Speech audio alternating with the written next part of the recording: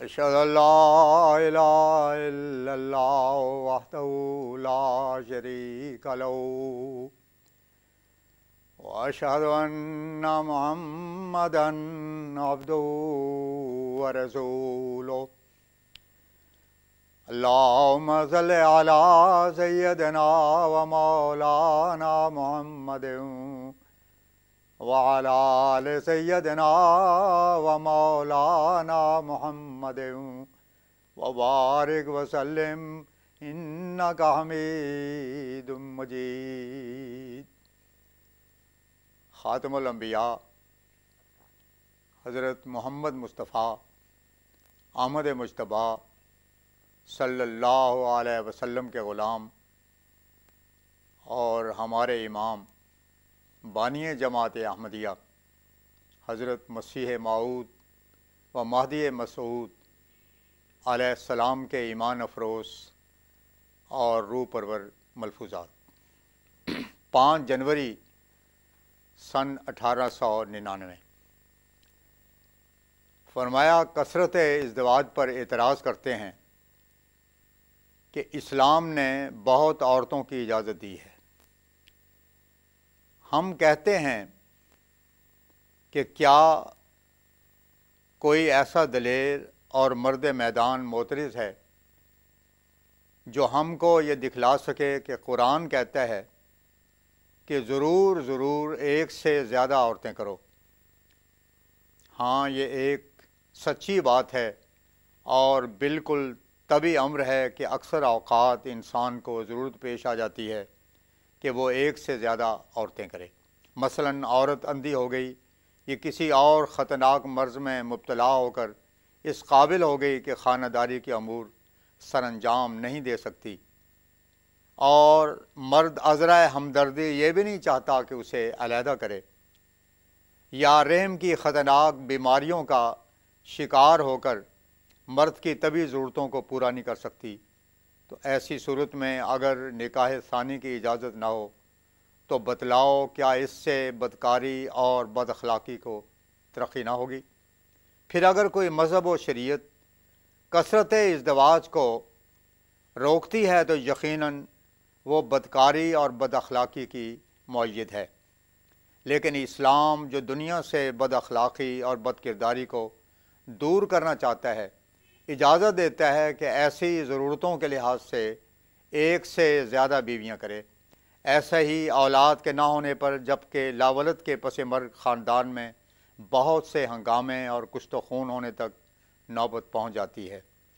ایک ضروری امر ہے کہ وہ ایک سے زیادہ بیویاں کر کے اولاد پیدا کرے، بلکہ ایسی صورت میں نیک اور شریف بیویاں خود اجازت دے دیتی ہیں۔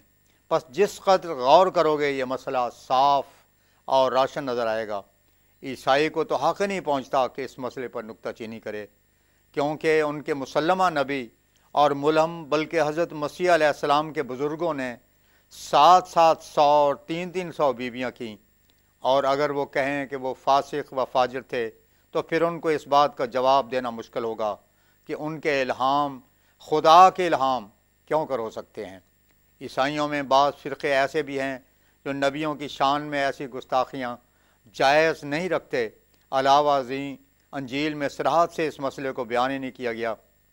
لندن کی عورتوں کا زور ایک باعث ہو گیا کہ دوسری عورت نہ کریں، پھر اس کے نتائج خود دیکھ لو کہ لندن اور پیرس میں عفت اور تقوی کی کیسی قدر ہے۔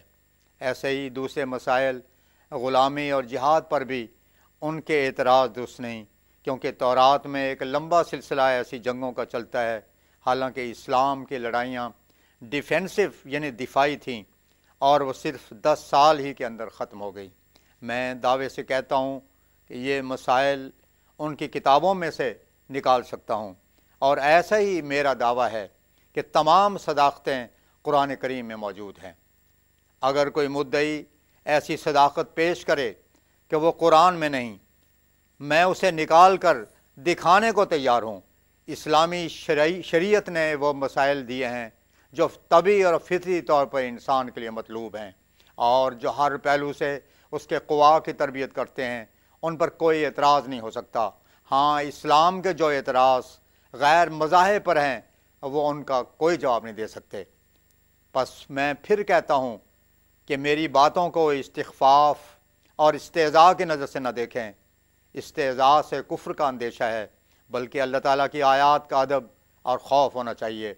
ہر ایک عارف ان باتوں کے ہزارہ جواب دے سکتا ہے۔ کیا چہروں میں ایسی علامات نہیں ہوتی جن کو دیکھ کر ہم ایک سعید اور شقی، بدمعاش اور خوش اتوار میں تمیز کر سکتے ہیں اور پہچان لیتے ہیں؟